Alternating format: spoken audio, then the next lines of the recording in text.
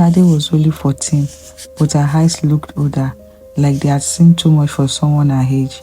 Every morning, before sunrise, she would wake up quietly, careful not to make a sound. Not because she was disciplined, but because she was afraid of waking her stepmother.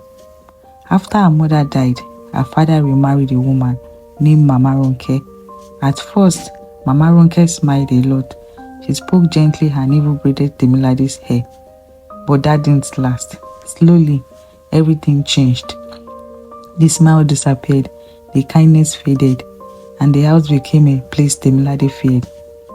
"Wake up, useless girl," Mama Ronke would shout every morning. Temilade would rush out, barefoot, sweeping the compound while the sky was still dark. She cooked, cleaned, washed clothes, even ones that weren't hers, and yet nothing was ever enough. At school, Temilade was different. She was quiet, she never laughed with the other girls. She always sat alone, her notebook filled with notes, handwriting and little drawings of woman smiling. A woman looked like her late mother. Her teacher, Miss Amina, noticed. One afternoon, she called Temilade aside. "Why do you always look so sad?" she asked gently. Temilade forced a smile. "I am fine, ma," but her eyes said something else. Days turned into months. One evening, after a long day of chores, Temilade accidentally broke a plate. It was just a plate, but to Mama Ronke, it was war. "You think money grows on trees?" she screamed, grabbing a stick. Temilade didn't run. She didn't cry. She just stood there, silently. But she was used to it. That night, something changed for the first time. Temilade didn't sleep. She stared at the ceiling, her heart heavy, her chest tight. And then she whispered something she had never said before. "I don't want to live like this anymore." The next morning, Temilade didn't wake up early. She didn't sweep, she didn't cook, she didn't move.